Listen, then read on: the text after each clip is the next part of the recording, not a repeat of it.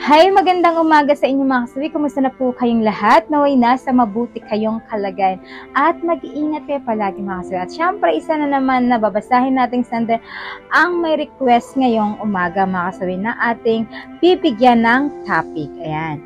Dati PF ko siya. Lagi kami nag-aaway, hindi kami nagkakaintindihan. Tsaka busy kami sa work. Conflict lagi yung time namin. So, we decide na friend. Pero nag-SEX pa rin kami pag okay yung time namin. Bakit ganon? Sobrang miss namin ang isa't isa at mahal din. Pero may kanya-kanya kami na obligasyon sa buhay. Breadwinner siya, ako naman obligasyon sa parents, advice naman po. Ayan mga kasawi, yung ating sender ay isang babae mga kasawi. Ayan. Kakaiba to mga kasawi ha, sa lahat ng mga nabasa ko na ito ay syempre para sa atin, di ba? Iba-iba na yung pananaw natin. Pero for me, agrebyado dahil babae. So, syempre ating sasagutin dito mga kasawi. Ito yung advice natin sa isang sender na girl. So, ipapahide natin yung identity kasi ayaw niyang malaman. So, for me mga kasawi is no ako dito kasi wala namang problema kung magkaibigan kayo. Pero syempre, yung ginagawa nyo, yung mag-jowa na yung naglabing-labing kayo, naganahan kayong dalawa, parang napaka hindi maganda mga kasawi. Kasi ikaw, bilang babae, parang agrebyado ka dahil babae ka. Diba? Tapos, mapayag ka na nakipaghana-hana ka sa isang lalaki na hindi mo na ito BF. Although, ex-boyfriend mo naman, walang problema doon. Pero kasi, kung titingnan mo talaga, hindi maganda siya. Dahil dapat kapag ka-ex na dapat okay na magkaroon kayo ng communication kasi meron naman kayong nakaraan. Pero sa sitwasyon na dapat hindi nyo ginagawa yung boyfriend type at girlfriend type na yung paghana-hana sa isa't isa. Sinasabi mo na namimiss nyo yung isa't isa, then mahal nyo pa rin yung isa't isa. Bakit kayo nakipaghiwalay sa bawat isa kung talagang literal na mahal nyo pa?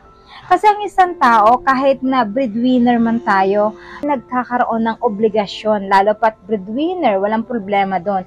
Pero hindi naman yun hadlang na para kayo ay maghiwalay kung talagang mahal nyo ang isa't isa. So, ibig sabihin, pwede nyo naman na sabihin nyo sa isa't isa na hanggang dito muna tayo, mag-BF-GF, kasi may mga kanya-kanya tayo mga obligasyon sa ating magulang. So, ibig sabihin, hindi naman hadlang sa pagmamahalan ninyo ang relasyon ninyo para doon sa obligasyon ninyo both side, di ba?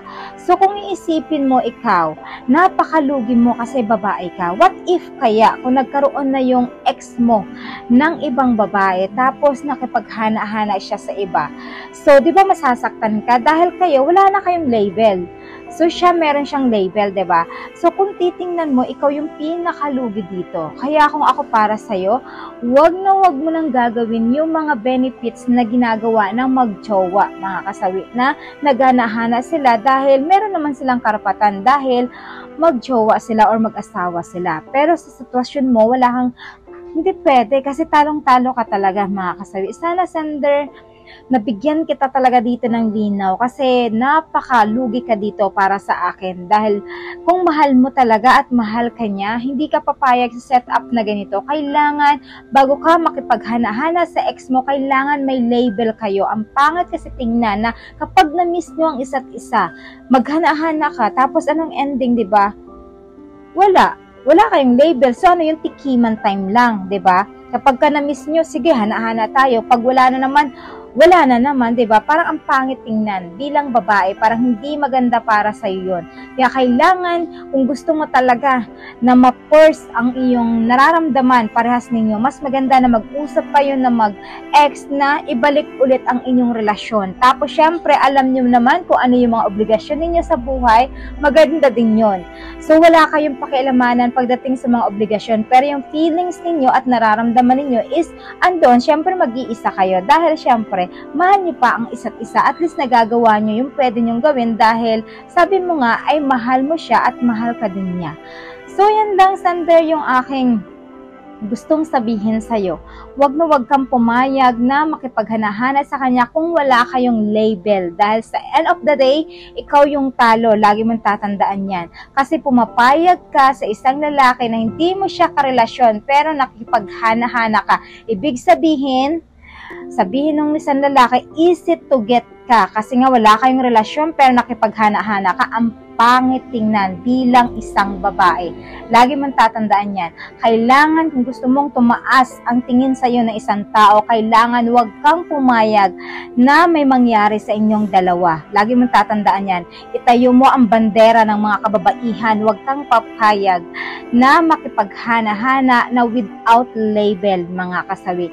So yan lang mga kasawi yung aking advice dito sa ating sender na ito. At syempre sa ating mga commenter, pwede kayo mag-comment pagdating dito. Maraming salamat sa patuloy na pagsuporta niyo sa akin sa walang sawang pag-share at pagko-comment.